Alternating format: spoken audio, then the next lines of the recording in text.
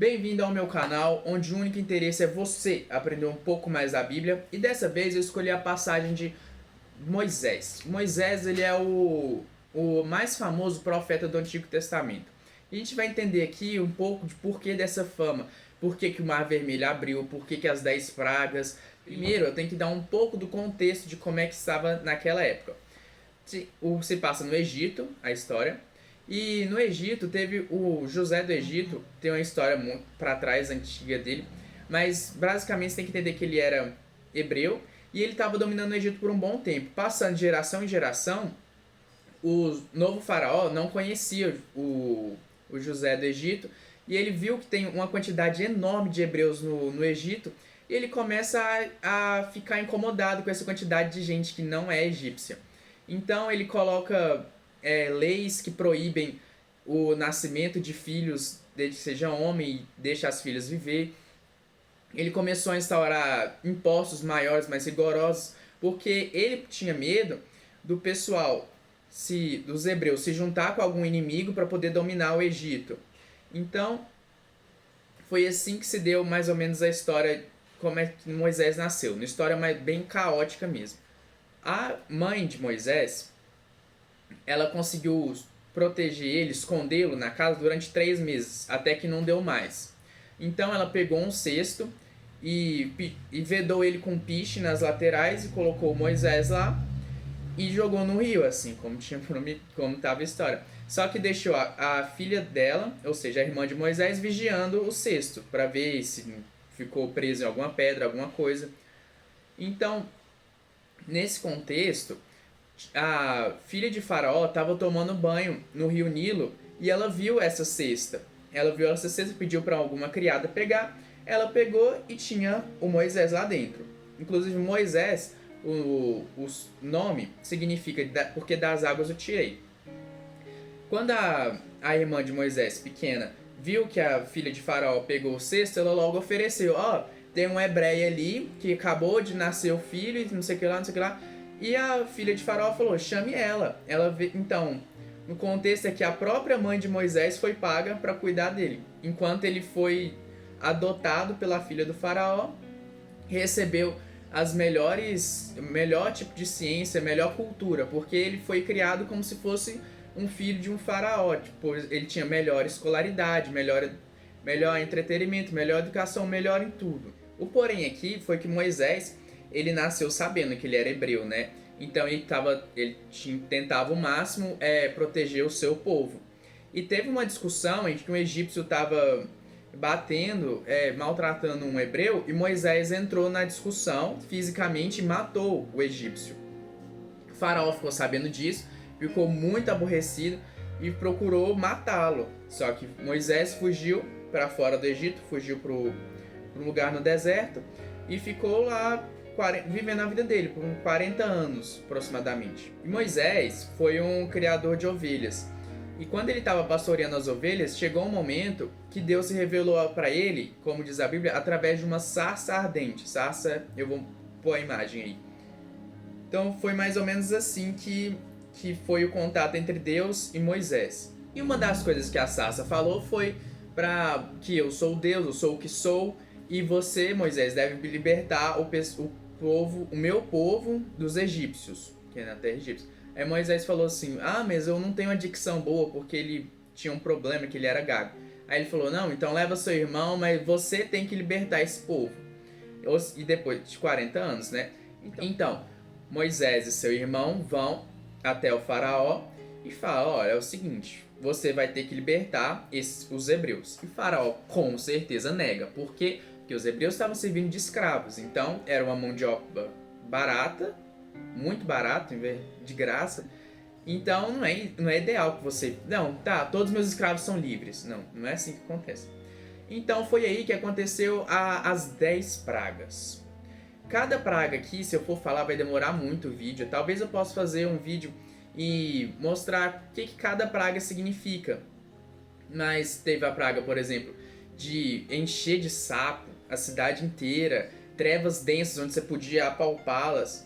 Tem o de mosquitos também, gafanhotos, rãs. Tipo, são 10 pragas Aí o faraó, ele sempre foi tipo, tá bom, então você pode ir, mas leva só os homens. Aí Moisés, não, é todo mundo. Aí, não, então tá bom, então não vai. Aí outra praga.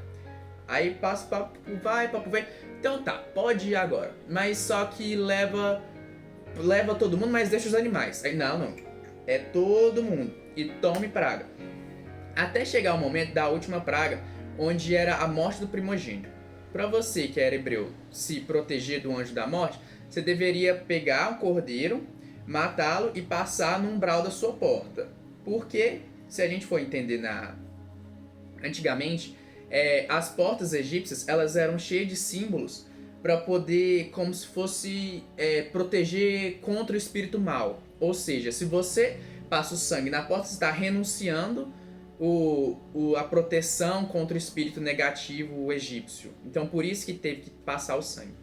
Mas aí o filho primogênito de Faraó é morto e o Faraó fala, vai embora porque eu não aguento mais praga, eu não aguento mais, leva todo mundo, leva os bichos, leva a mulher, leva a criança, leva animal, leva todo mundo, só sai daqui. E foi basicamente assim que todos os hebreus saíram do Egito.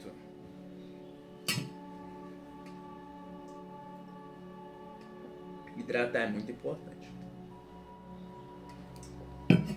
Passa uns 3 ou 4 dias depois que os hebreus saíram, os israelitas no caso, o Egito sofreu uma crise, né? Porque todos os escravos saíram tudo de uma vez. Então, o faraó ficou pensativo e resolveu pegar esse pessoal de volta. E ele esperou um tempo certo, no ponto que eles vão ficar como se fosse... Tinha uma montanha na direita, uma montanha na esquerda, e na frente tinha um mar vermelho. E o povo de Israel estava andando nessa direção, a mandado de Deus. O faraó, sabendo disso, viu que eles iam ficar encurralados, então pretendia mandar os cavalos, mandar o exército para falar assim, não, vocês têm que voltar, porque a gente está sofrendo uma crise aqui, todos os escravos saíram. Outro detalhe, o pessoal aqui, os israelitas, eles estavam, tipo, é falta de caixão, é por causa disso que você trouxe a gente aqui, se eu soubesse que eu ia morrer, eu ia logo, morria lá mesmo no Egito, eu prefiro ser escravo do que ser morto. Eles estavam enchendo o saco. Na Bíblia diz que esse era um povo complicado, agora você imagina, porque a Bíblia nunca fala de povo complicado, é só aqui. É um povo reclamão, enche o saco, e foi nesse contexto assim que o Mar Vermelho foi aberto. Depois do Mar Vermelho, o povo reclamava que estava com fome, aí Deus mandava um maná do céu, que era como se fosse uma neve, alguma coisa que suprisse eles, não explica muito bem, mas é parecido um sereno, alguma coisa que vai caindo dos céus e como se fosse um pão. Eles reclamavam de calor, aí Deus preparou uma nuvem de dia e uma corrente de fogo à noite. Então Deus sempre foi cuidando muito bem desse povo e, por exemplo, as roupas, as sandálias cresciam junto com as pessoas. Só que mesmo assim, eles preferiram adorar outros deuses, eles preferiram manter em desobediência e o castigo divino foi eles ficar 40 anos vagando no deserto, ao ponto que a primeira geração que saiu do Egito não vai ver a terra prometida. Durante esses 40 anos que a população rebelde estava vivendo, Moisés teve um filho que se chama Josué. Josué foi que liderou os hebreus para uma terra, para a terra que mana leite e mel, né? A terra prometida por Deus lá na sarça ardente, antigamente, que eu te falei.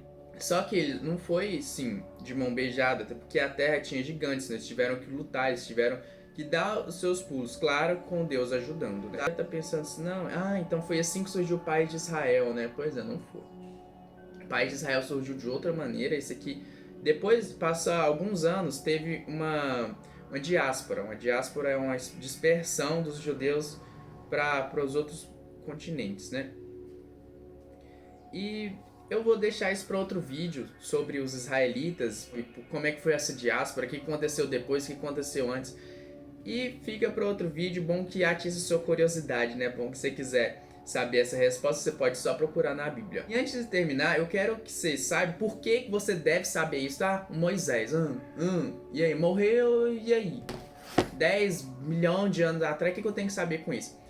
Deus, ele sempre deixa claro pra gente que o conhecimento, a sabedoria, são coisas muito importantes e serve para a gente se ligar a ele. Porque, por exemplo, fala uma parte na Bíblia diz que o meu povo pereceu por falta de conhecimento. Outra parte fala que você deve buscar a sabedoria, porque ela está às portas, gritando, clamando, procurando alguém para ensinar. Então, sempre quando você adquire mais sabedoria ou mais conhecimento, é agradável para Deus. Ainda mais se for um conhecimento relativo à palavra dele, certo? Pois é isso que eu tinha para falar para vocês. Espero que você tenha gostado desse vídeo. Semana que vem tem outro. Falou, obrigado.